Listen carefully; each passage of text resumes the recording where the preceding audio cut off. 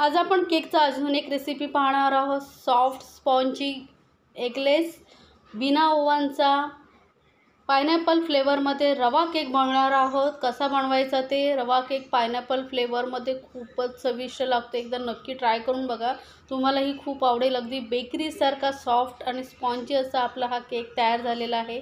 त्याचा लुक बघूनही तुम्हाला समजत असेल की केक एकदम परफेक्ट बिना ओव्हनचा झालेला आहे। परफेक्ट मेजरमेंट सहित मी तुम्हाला केक कसा बनवायचा ते सांगणार आहे। आणि तुम्ही एकदा बनवलात ना तर नेहमी बनवाल, मार्केटमधून विकत आणणं विसरून जाल। एवढा सॉफ्ट स्पॉन्जी केक तुम्ही घरी बनवू शकता। आणि बिना ओव्हनचा कढईमध्ये हा केक किती सुंदर पद्धतीने तयार झालेला आहे बघा। एकदम सॉफ्ट होतो आणि स्पॉन्जी असा आपला हा केक होतो। तर हा केक बनवण्यासाठी आपल्याला लागणार एका बाउलमध्ये तेल। तर इथे पाव कप मी रिफाइंड ऑइल घेतलेला आहे। कुठलाही स्मेलवाला तेल घ्यायचं नाही, रिफाइंड ऑइल घ्यायचं आहे। मापासाठी तुम्ही कुठलाही घरातला कप वाटी घ्या, त्याने माप घ्या। त्यानंतर यामध्ये ना अर्धा कप आपण इथे पिठी साखर वापरलेली आहे। आता पिठी साखर आणि तेल आपल्याला सगळं व्यवस्थित एकजीव करून घ्यायचं आहे। आता हे एकदम लिक्विड सारखं होणार नाही, थोडंसं घट्टसरच होणार आहे, कारण तेल आपण अगदी लिक्विड घातलेलं नाही, फक्त तेल वापरलेलं आहे। आधी फक्त मिक्स करून घ्यायचं आहे आपल्याला, विस्करने किंवा स्पूनने वगैरे मिक्स करू शकता। तर हा आपले मिश्रण आता मिक्स झालेला आहे बघा, मस्त घट्टसर झालेला आहे। आता यामध्ये आपल्याला घालायचं आहे रवा। तर इथे मी 1 कप रवा घेतलेला आहे। बारीकवाला रवा घ्यायचा। आता एकदम बारीक नसेल तर मग मिक्सरमधून एक थोडा वेळ फिरवून घ्या, म्हणजे एकदम बारीक असा रवा होईल।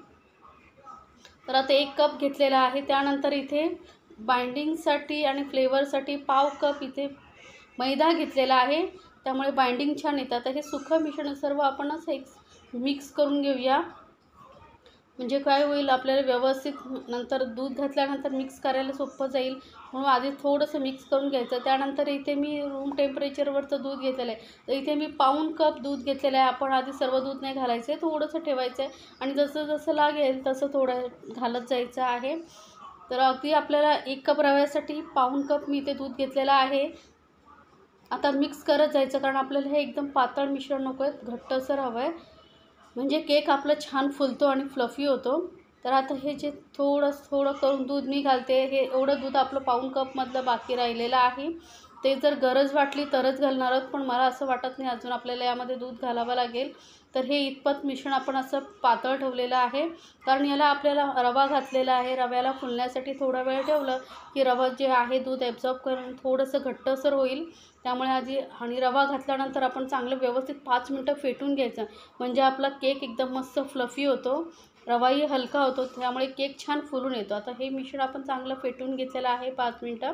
त्याला आपण रेस्ट करण्यासाठी कमीत कमी 10 मिनटं तरी ठेवायचं आहे, म्हणजे रवा छान फुलून येईल। तर 10 मिनटानंतर बघा मस्त असा रवा फुललेला दिसतो आहे। मिक्स करून बघूया, पहिल्यापेक्षा बघा मिश्रणही मस्त असं घट्टसर झालेलं आहे, बॅटर एकदम छान असं घट्ट झालेलं आहे। त्यातच आपल्याला घट्टसर हवं आहे। आता यामध्ये मी पायनॅपल फ्लेवरमध्ये बनवते, म्हणून इथे मी घालते पायनॅपल इमल्शन। हे इमल्शन म्हणजे काय असतं, इसेन्स आणि कलरचं कॉम्बिनेशन असतं। आता तुमच्याकडे हे नसेल तर तुम्ही फक्त पायनॅपल इसेन्स आणि मग पायनॅपल क्रश घालू शकता, पाव कप, म्हणजे फ्लेवर छान येईल। आणि कलरसाठी इथे मी येलो कलर घातलेला आहे, फक्त 2 ड्रॉप घालायचा। तर इमल्शन ही 5-7 ड्रॉपच घालायचे, जास्त नाही घालायचं आहे। आणि व्यवस्थित आपण हे मिक्स करून घ्यायचं। कलर खूप छान येतो आणि पायनॅपलच्या फ्लेवरमध्ये हा रवा केक खूपच सुंदर लागतो, ते एकदा नक्की बनवून बघा। त्यात हे व्यवस्थित मिक्स करून घ्यायचं आपल्याला। कलर बघा किती सुंदर आलेला आहे, येलो कलर।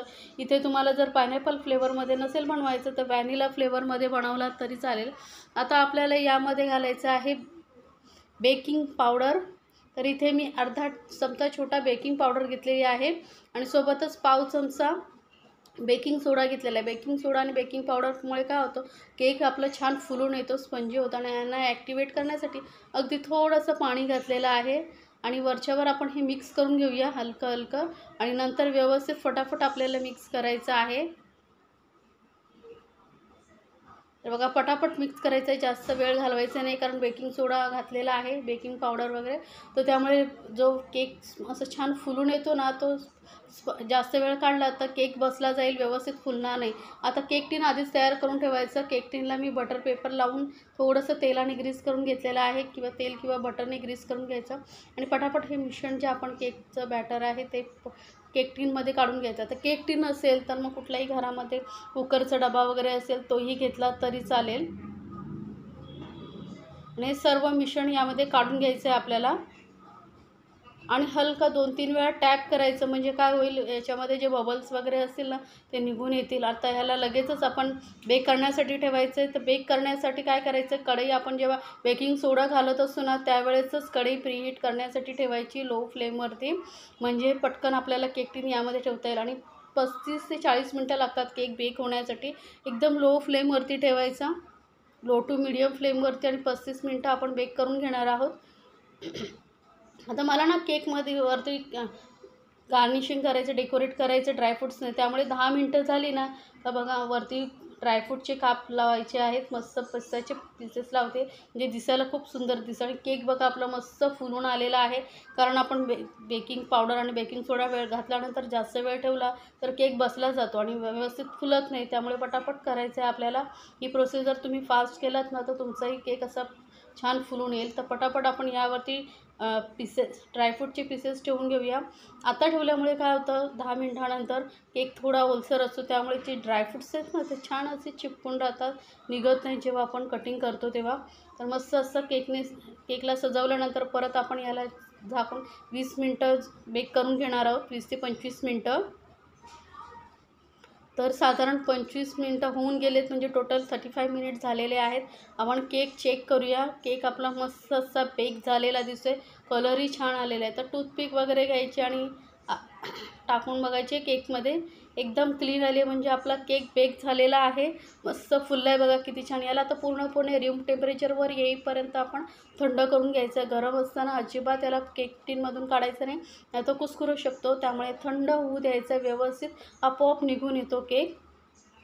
तर केक मी पूर्णपणे थंड करून घेतलेला बघा. मस्त असं केक टीन तुम्हाला दिसत असेल, साईडनेही कडा सुटलेले आहेत आपोआप. आणि केक पूर्ण थंड झाला की केकच्या कडा बरोबर सुटून येतात. आता याला आपल्याला एखाद्या प्लेटमध्ये काढून घ्यायचं आहे आणि वरती जो बटर पेपर लावला आहे तो काढून घेऊया. हलकासा टाप केल्यानंतर बघा पटकन केक निघून आलेला आहे. तो हा जो बटर पेपर लावलेला होता तो काढून घेऊया.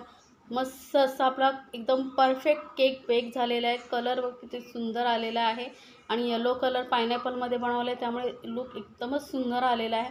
आता हा एकदम सॉफ्ट झालेला, कट करतानाच तुम्हाला समजेल की केक किती सॉफ्ट झालेला आहे. एकदम मस्त स्पॉन्जी असा आपला केक तयार झालेला आहे घरच्या घरी. आणि घरातल्या साहित्यापासून हा केक बनवता येतो, त्यामुळे स्वस्तही पडतो आणि चवीला ते एकदम अप्रतिम लागतो.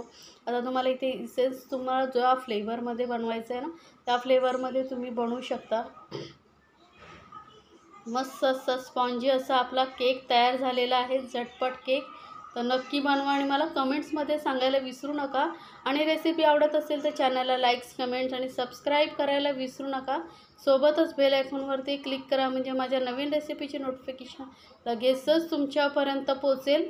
आणि रेसिपी तुम्हाला आवडली की नाही तेही मला कमेंट्समध्ये जरूर सांगा, किंवा तुम्हाला कुठली अजून रेसिपी पाहायला आवडेल तेही मला कमेंट्समध्ये सांगा, मी नक्की बनवून दाखवेन.